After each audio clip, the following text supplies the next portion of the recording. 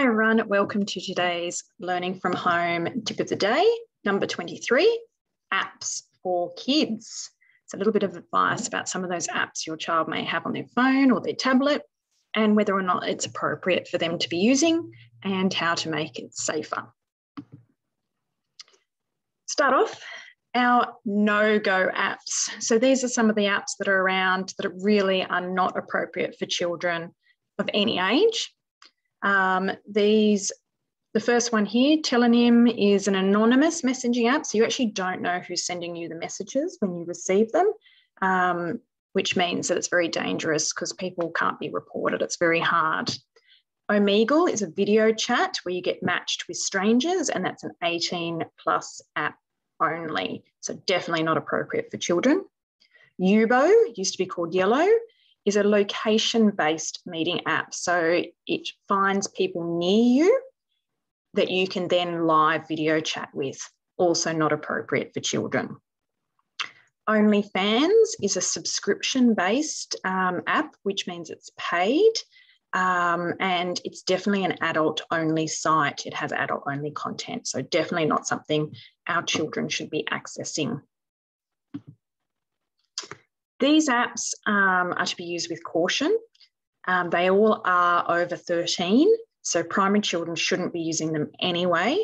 But if you feel your child is mature enough to be using these apps, definitely a lot of caution required. So Discord, our first one, is a social chat, text, voice, video platform, and it's got different channels on different topics. And it was started off for gamers to talk about their gaming, but a lot of those topics, those channels are not suitable for children. So you would have to be very careful and be monitoring that one really closely. TikTok is one where you can create your own videos, duets, memes, and challenges and watch and compete with other people on those. Lots of things to be concerned with around TikTok. There are lots of impersonator accounts, so people pretending to be other people. Lots of users get contact from strangers, and the challenges, some of those challenges can be really dangerous for children too. So again, if a child is really mature and you're monitoring the use of this closely, it can be lots of fun, but it's more around the other users and what they're doing that can make it dangerous for our kids. Instagram is a program that shares videos and photos. Again, a lot of adult content on there that children can be exposed to, but also interestingly, the Australian government e-safety site, this is the app that is reported the most often for cyberbullying. In fact, I think it's 4 times higher than any other app in reports of cyberbullying. So again, one that you need to be really closely monitoring if your child is going to use it. Snapchat is a messaging and image sending program where the images and messages delete after 10 seconds. So some of the concerning things about this is, inappropriate content can be sent and there's no evidence of it. Your child sees it and then it's gone. It actually shares your location to within 3 meters, so other people can see where your child is.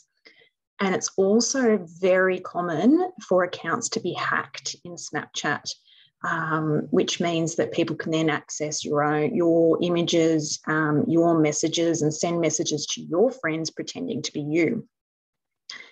Snapchat also has a My Eyes Only section, which is like a secret folder that has a different password to the app password. So even if as a parent you've got access to your child's account, you may not have access to this secret folder. So again, ones I'd be very cautious about. Some of the apps that are more appropriate for children, but again, still with supervision. Roblox is a really fun one for kids. They can design their own games, but they can also play games that other children and other people have created. There is a chat feature in it as well. Again, needs to be monitored, and we need to use those privacy settings, which I'll talk about a bit later. Minecraft is an amazing app, can be played online or through the app.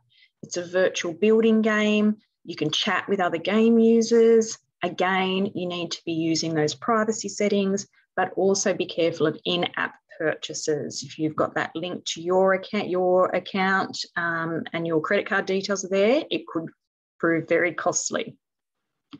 YouTube, one that kids use, they love. It's user-generated content. So again, we need to be careful. We don't have control over what other people are putting on there. Read the reviews, subscribe to channels, use the restricted mode in the settings, watch and talk with your child. It can be really addictive because it automatically just scrolls to the next video and the next video and the next video, and they can be lost there for hours. YouTube Kids is a kids version. You can actually select the age bracket for your child, and it auto filters the content and comments that they are able to watch, and that's done through artificial intelligence. And they filter just, I think in 2 months at the start of this year, they filtered 59 million videos through this YouTube Kids channel. Messenger is a messaging and calling app that's linked to Facebook. It is private, but remember that once you share a message or an image or a video to your friends, they can then share that beyond that group. So just be careful of that. Messenger Kids is a specific version for kids under 13, and it's actually monitored via a parent dashboard. So the parent owns the app and gives their child access to it, which means you can monitor everything your child's doing on that app and what other people are saying to them. WhatsApp is an encrypted messaging and calling app. Again, like Messenger, it's private, but remember that anything you share can be shared by the people that you've sent it to. So really important with any of these apps, the privacy and permissions. Set the privacy and permissions, but also check them regularly, because your children will go in and change them. They'll find that they can't do something they want to do, so they'll go in and change it. Really important, you never share your passwords, even with your friends, because the children will want to share it with their friends. They trust their friends. But as I mentioned earlier, accounts can be hacked, and who you think you're sharing it with may not be who it actually is. Set your options always to that private account so it's not visible to the general public. Check all the other settings as well and make sure they're all appropriate. Set screen time limits, and some apps allow you to limit your notifications to certain hours so they're not getting the temptation of being up all night responding to notifications. What if things go wrong? Because even if we're really careful and do all the right things, sometimes things go wrong. The eSafety site is a fantastic resource and gives you lots of advice on this. But the main things that you need to do: report any abuse, any inappropriate content to the app itself, collect evidence of any inappropriate messages or abuse or bullying, take screenshots before you delete them. If you don't get a good response from the app itself, you can report to the eSafety website, and they actually have a direct line to a lot of these providers as well. Block or delete the app, and of course, talk to your child about it. Don't talk to them about what they've seen, but talk to them about the effect it's had on them.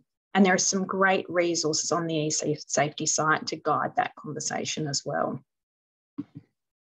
So if you want more information, the eSafety site has a list of all the apps and websites. So if there's an app your child wants, you can look it up and see how appropriate it is and how to make it as safe as possible. There are lots of fact sheets and tips and conversation starters on the eSafety website as well. If you think your child has suffered from cyberbullying, there's information there. And there's some links to sites where you can actually report any illegal or harmful content or incidents of cyberbullying. And there's a page there for help in other languages as well. So as usual, comments and questions, pop them in the chat box and we'll get back to you if you've got any questions, and give us your tips too about what you found helpful.